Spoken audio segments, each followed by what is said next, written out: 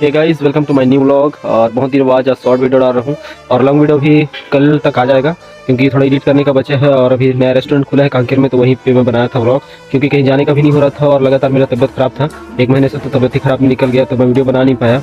और क्या बोलूँ, अभी थोड़ा ठीक है। बीच में ऑर्डर भी गए थे, 1-2 ऑर्डर भी अपन लोग अभी निपटाए हैं हलवाई का।